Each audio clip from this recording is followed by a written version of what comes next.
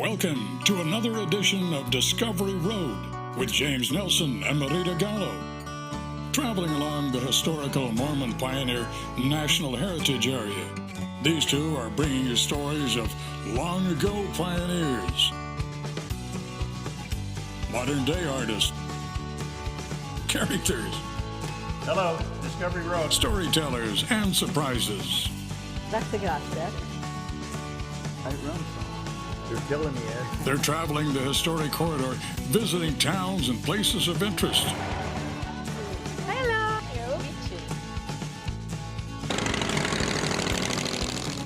Who knows where their next stop will be? But one thing is for certain, you can count on a journey filled with a carload of discoveries.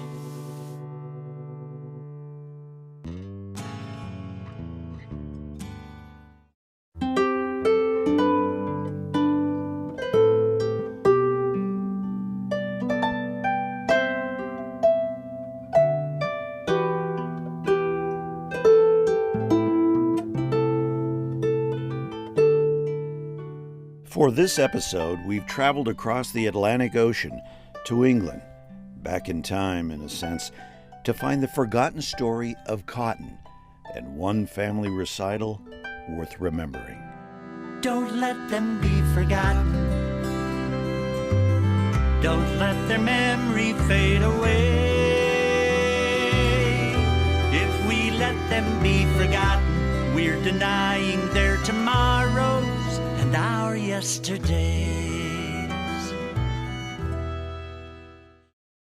Now, which Josiah was Alma's brother? Was it your Senior. Josiah Senior? Yeah, it's okay. Josiah Senior. Then All right. The Blackham family, some in the Blackham family, packed up their suitcases, said their goodbyes, and traded cotton for tomorrow.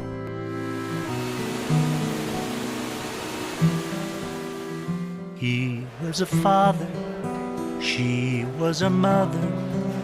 They were family to me, and their trials surely would have broken lesser men. What and why they were leaving is important to understand. So down this quaint cobblestone pathway, lurking like a stiff wind around tall chimneys and stubborn, big, brick, box-like buildings, and cooled by quiet waters, are the leftovers from the historic chapter of the cotton mills.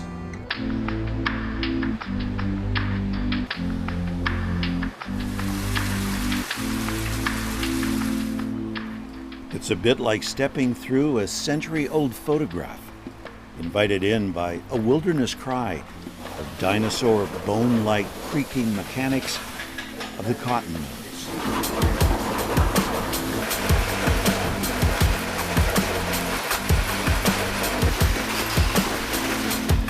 Jumbo, tractor-sized wheels grinding, mashing away. When this starts coming into England, this might be the answer to their prayers, because this is the raw cotton. This is what makes all our shirts, jeans, t-shirts, etc.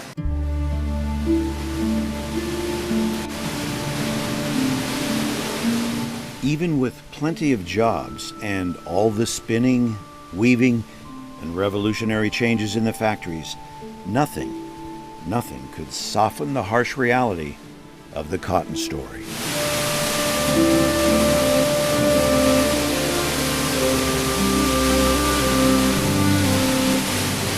The cotton mills were really the heart of the Industrial Revolution, and it's where what we would call the factory system start. In the 1830s and 40s, that most of the population in Lancashire is now working in factories.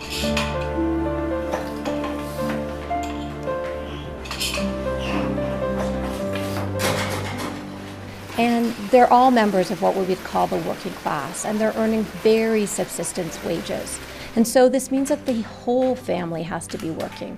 We have small children, we have teenagers, and we have both the mother and the father working in the factories.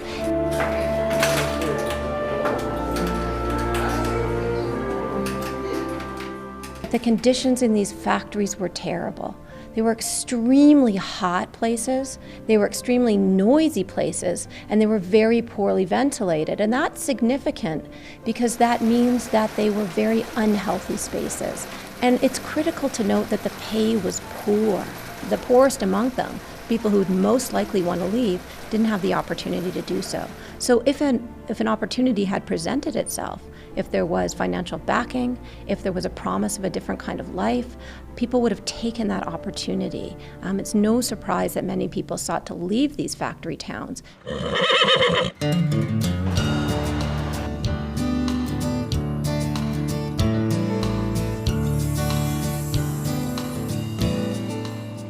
So the Blackhams landed here in the beautiful Sanpete Valley, where the name is so common these days, it's like an old friend whenever you hear it. Teachers, city officials, farmers, lawyers, truck drivers, moms, dads, sons, daughters, aunts, and uncles, they're all part of the Blackham name. And on paper, the family line stretches all the way across Main Street in Mount Pleasant. And word on the street down here, according to Marita Gallo, head to City Hall in Mount Pleasant. There you'll find the mayor of this town. No, not the old-timers, the current mayor. And you should be able to get some more answers to the Blackham family story.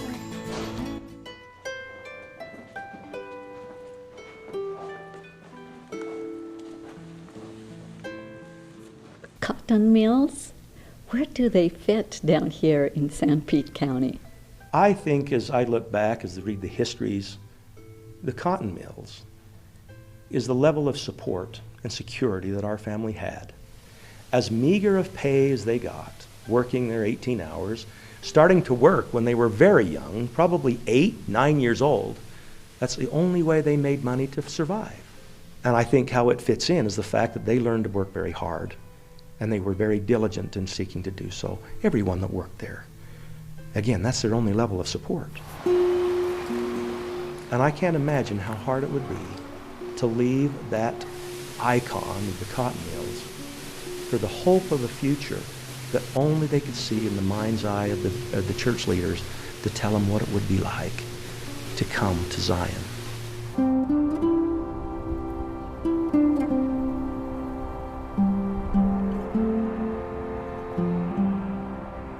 That Blackham toughness and family resiliency can be traced back to England and a woman named Martha. Many descendants have made trips to the United Kingdom to learn more about Martha and find out how it all started. Martha Robinson had married Samuel Blackham back in England, in Cheshire. There was 7 children born to this unity. They struggled through the trials of life. Samuel was actually a nailer by trade. When he died in 1854, but in 1848, Martha had come across the Mormon LDS church when some missionaries had met up with her. And her children took upon this religion, and with their new life, they decided they were going to come to Zion. First of all, her 2 sons left, and they come across, and when they got here in 1854, Martha had come because she wanted to be united with her children, also being a widow at this time. She left Liverpool, her native land of England, and boarded to Boston Harbor, and then came over into Missouri. They had to wait 2 weeks for their handcart to be done, and then they came across. John Blackham, their son, had met up with her, not really recognizing who she was or her children because their lack of food. He then took them down with him and James, his brother, and they ended up in Moroni. And this is where our descendants are today.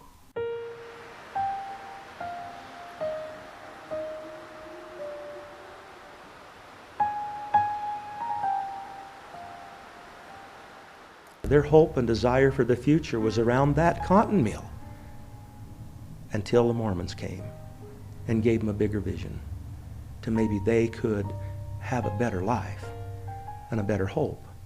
Maybe not more money, but a better hope of eternity if they just chose to leave those cotton mills. A big thing for them, because that's your level of security. That's how you pay for things. And to throw your bread upon the water and hope for a better life is a big step of faith.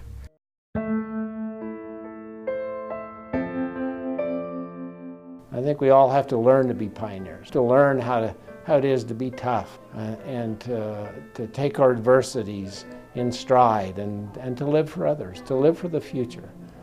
For we all leave a legacy. We all have a heritage. I'm grateful to be part of the good people that I know and some that I don't know. Some here and some beyond the veil. And we all think that we're prompted and that we have good people that on both sides that are rooting for us and doing good things for us. I hope that I'm doing a good thing in my life, and that some of the values that Martha and those that came before her and after, that I will always uphold a good name to them, and that I can be one of those that they would think was honorable and a good man. Today it's kind of exciting. We got 2 Blackham mayors in Sanpete County, and we're just grateful for those of our past. You know, it's important that we remember our past.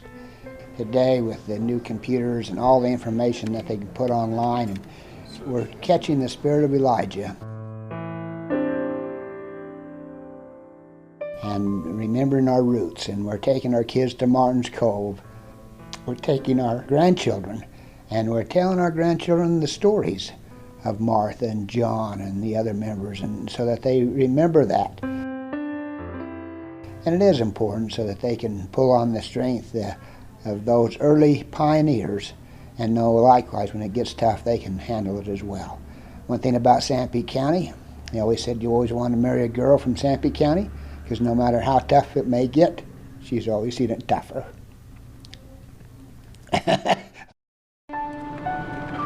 Everybody from the next one on here would be from John. Stories, how many's from John? Our ancestors are so special.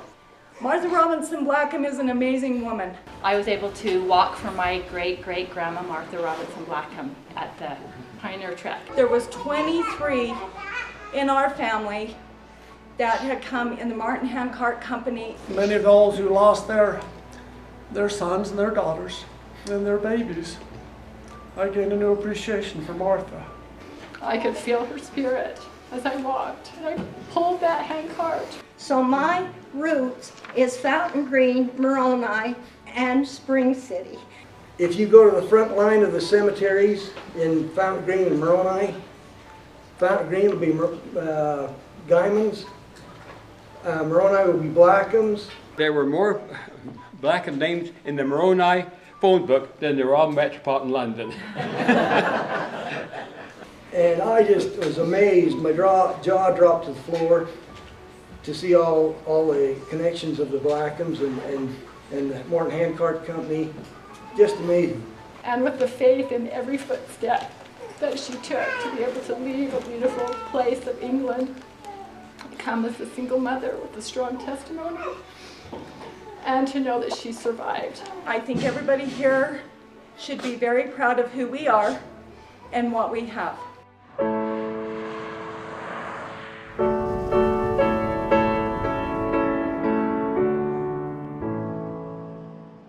In small towns, word travels fast. I heard a big gathering was coming, right over there.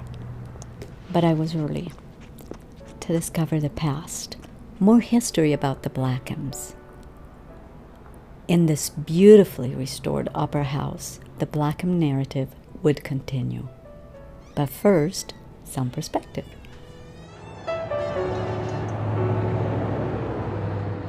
Yeah, if you can imagine what it was like to have made the decision that you're going to leave home, leave your family, the place you had grown up,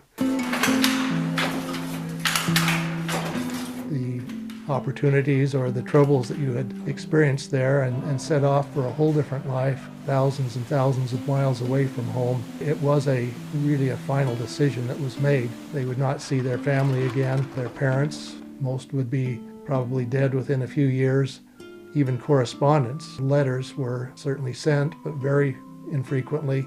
Maybe a photograph was taken. Probably most cases, photographs did not exist, and so the only memory you had of family and of place was what you carried with you in your own mind.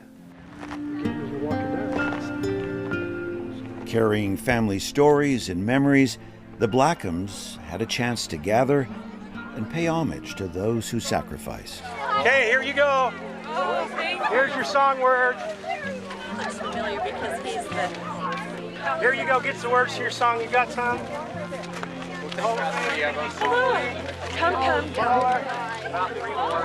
If Martha Robinson could handle the snow, the sleet, and the family, my goodness, we can handle this. This is awesome.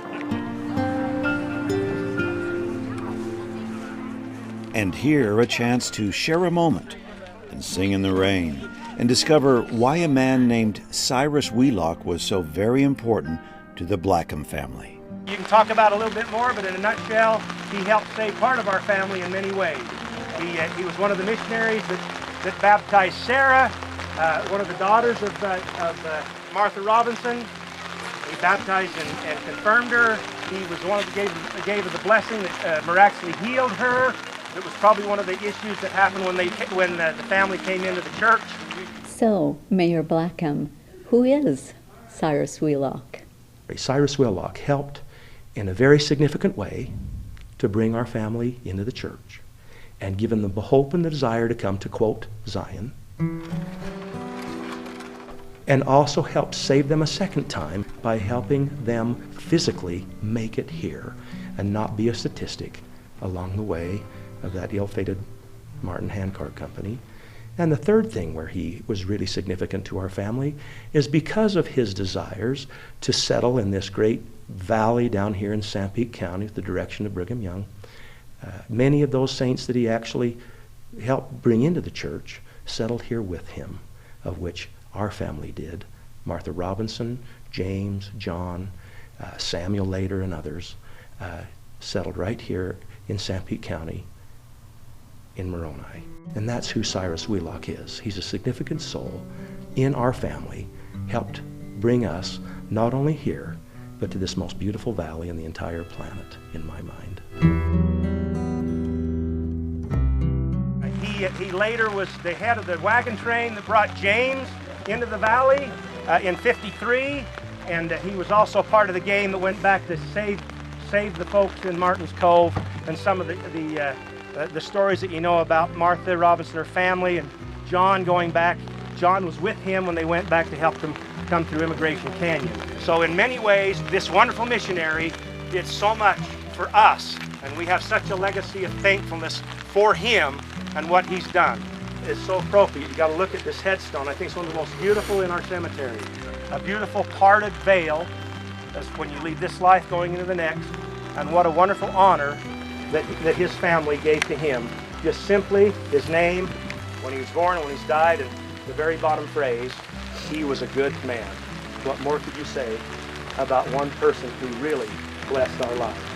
In a very big way, why we are here. Let's sing it, okay? Who's got a tune? Should we go ye or ye? Okay, here we go. Ye elders of Israel, come join now with me and seek out the righteous wherever they may be. The Elders of Israel. One song written by Cyrus Wheelock way back in the 19th century. A song with special words, perfect words, for those people looking for a better place in the world.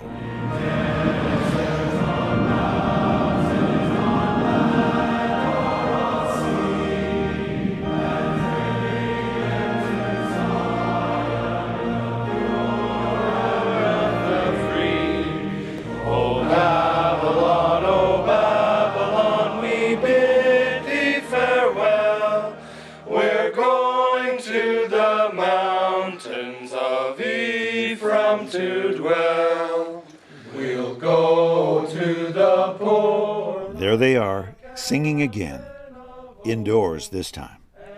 Yes, indeed, music and entertainment, always a big part of the Blackham family story.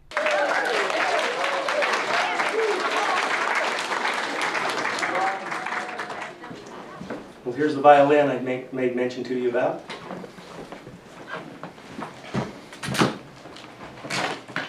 This violin passed down.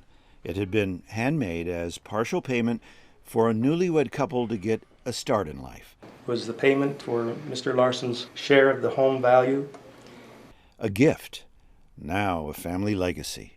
As you notice, it's a beautiful wood, usually not the kind of wood that most violins are made of. To me, it's probably more valuable than any violin I've ever had, or played for that matter. The back side, as you notice, has Maria, the name of Brother Larson's wife. Again, he did do many violins that had the beautiful, beautiful artwork here. This is just a very simple, beautiful violin that represents so much to me. I hope I can get tuned here. I don't know if I can.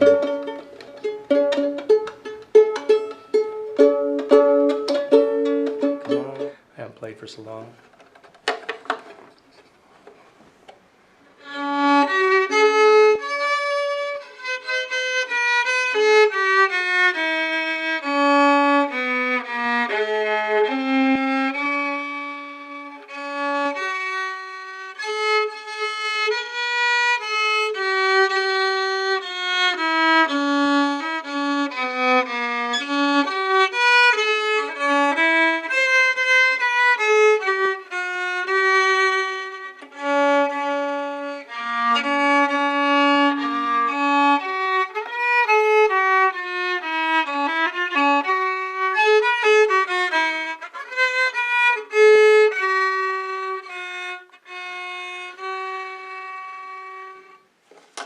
They gave their talents to the common purpose, giving all their hearts and hands could make.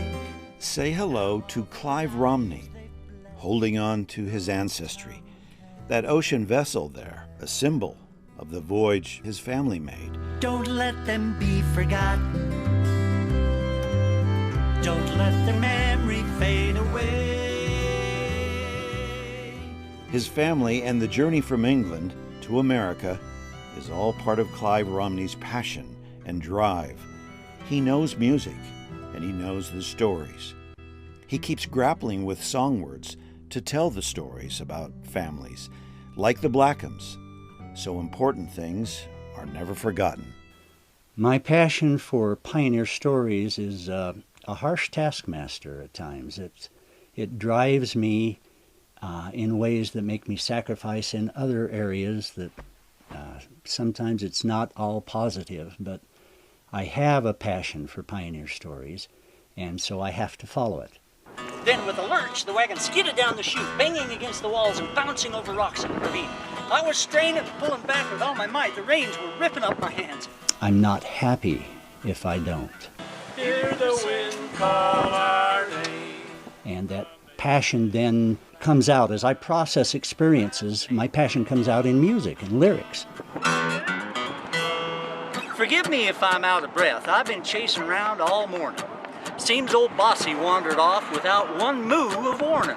And that's where these songs come from, is I'm just trying to kind of explain it to myself. The letters ceased a year after we got here. Either Dad passed on or else I'm dead to him.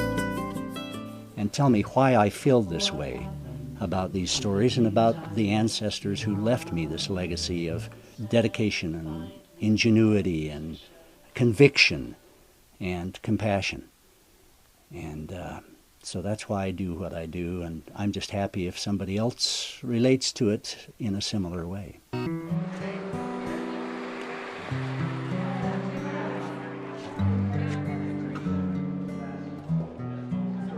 Marita Gallo was correct. The Blackham family showed up in large numbers.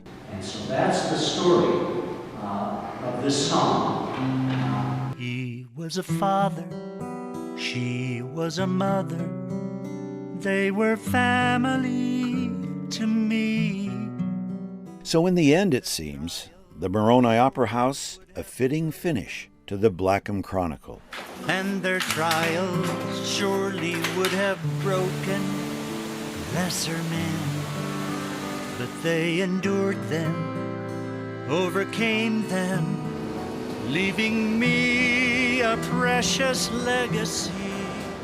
Every word carrying a powerful meaning for the Blackhams and so many others. Don't let them be forgotten.